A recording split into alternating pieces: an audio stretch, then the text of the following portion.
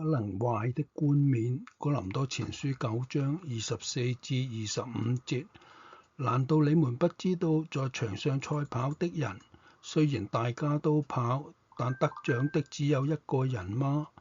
你們都應當這樣跑，好叫你們可以得獎。凡參加運動比賽的，在一切事上都有節制。他們這樣做，不過要得到能壞的冠冕，我們卻是要得不朽的冠冕。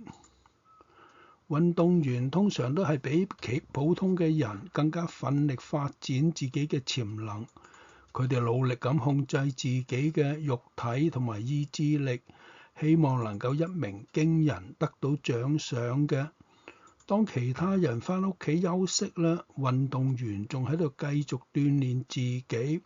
當其他人體貼肉體，享受安舒嘅時候，運動員就強迫自己，直至忍耐嘅極限。有啲人只要表現平庸就心滿意足啦。但係運動員就願意為卓越嘅表現付出任何嘅代價。保羅話：雖然運動員付上最大嘅努力先至能夠成功，但係佢哋嘅成就同獎賞終究都係會被人遺忘嘅。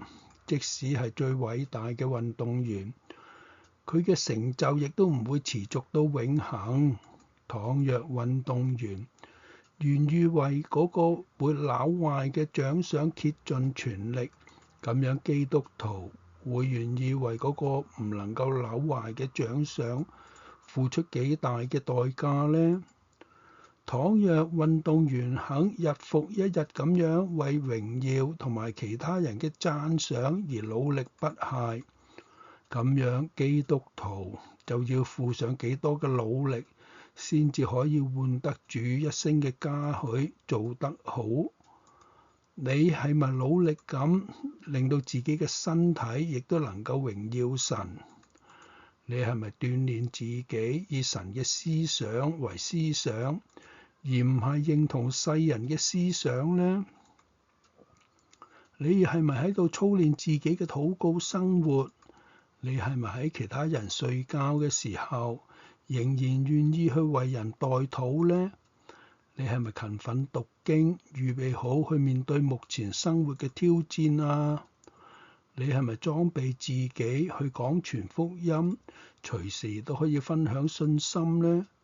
身為基督徒，你有冇預備好要得到嗰個唔能夠朽壞嘅冠冕呢？求聖靈幫助我哋活出榮神益人嘅生命啦！阿門。